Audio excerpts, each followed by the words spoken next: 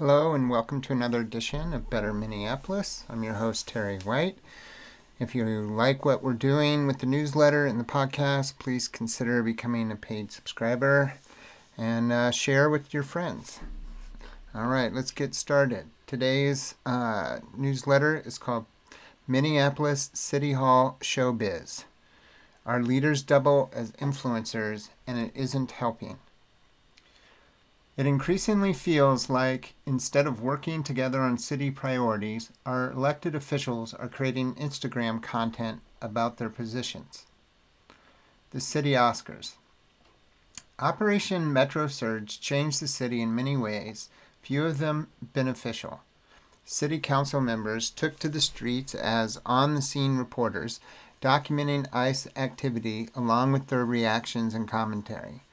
At times, it felt like watching a weather reporter standing knee-deep in the ocean, bracing against the wind, warning that a hurricane was about to make landfall.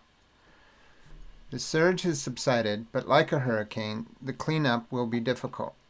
There is real damage, and now the city must move forward without national media attention or federal support. That means focusing on the basics, setting priorities, managing budgets, increasing accountability, and tracking results. These are not glamorous tasks, and they rarely translate into social media engagement. Governing by video, posting clips and rallying followers to pressure the mayor is a poor substitute for collaboration. Take the recent proposal to extend eviction notice requirements from 30 to 60 days. The council passed it knowing the mayor would veto it. That is not strategy, it is performance, and it comes at a cost to the city. The ordinance, led by Robin Wonsley, will return to the City Council on March 26 for a potential override. It is possible they will succeed, but unlikely. They would need two additional votes to reach 9. Here I have a picture of Robin Wonsley from her Instagram account of her in the lobby of what looks like the Hennepin County Government Center, holding a rally with a bunch of people with signs behind her, one of which says "Stop Fry's Eviction Machine." Cop City. Community Safety Commissioner Barnett has proposed a new community safety training and wellness center with an estimated cost of $40 million.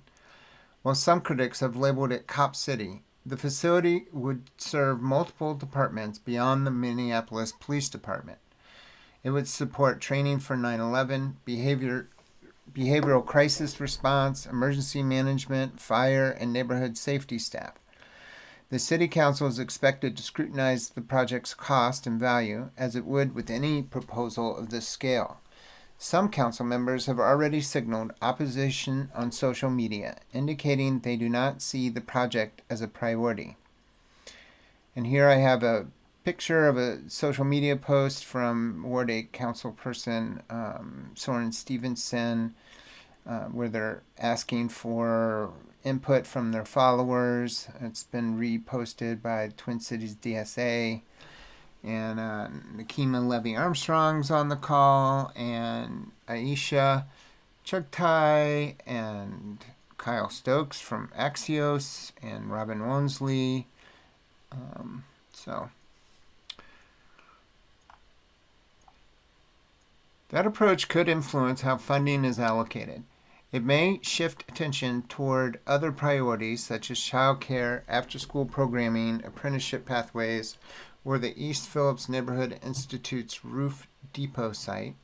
Social media can generate a wide range of ideas, especially from like-minded audiences. A few may be worth considering. The challenge is turning that engagement into policies that can gain broad support and be implemented effectively. Feeding billionaires. Minneapolis remains divided on trust in the Minneapolis Police Department. Many residents do not trust the department and view efforts to expand or support it with skepticism. Others point to open drug use and disorder as signs the city is not functioning as it should. They want more consistent enforcement and safer streets, and believe increased policing could help. In response to these competing concerns, the city has invested significant resources in contracts with Axon Enterprise, a public safety technology company led by CEO Rick Smith. In 2024, Smith was the highest paid CEO in the U.S. with compensation of approximately $165 million and an estimated net worth of $1.7 billion. Since 2019, Minneapolis has awarded more than $108 million in contracts to Axon. The company provides tasers, body cameras, helmet cameras, video software, and training services. Several recent contracts illustrate the scale of this spending. Combined, they exceed the estimated cost of the proposed training center.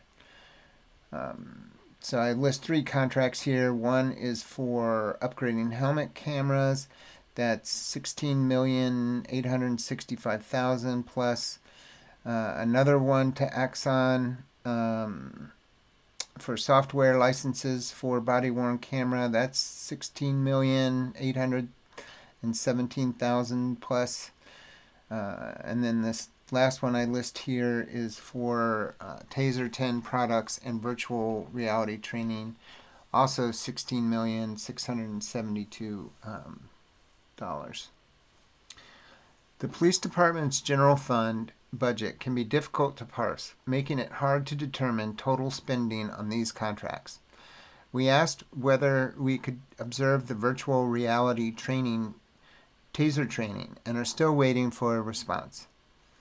We highlight these expenditures to point toward an alternative to debating priorities primarily through social media.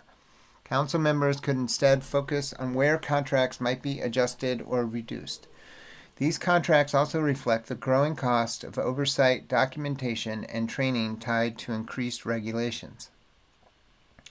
Quiet contract review. Minneapolis could benefit from an independent budget and contract review function similar to the Congressional Budget Office, a team of nonpartisan analysts reviewing budget decisions and their impacts could help build trust between the mayor and city council, and with a public often left sorting through competing visions. Elected officials operate with both formal authority and informal influence. Social media has amplified that influence, allowing leaders to speak directly to constituents without traditional media filters. The roles of influencer and politician are increasingly overlapping.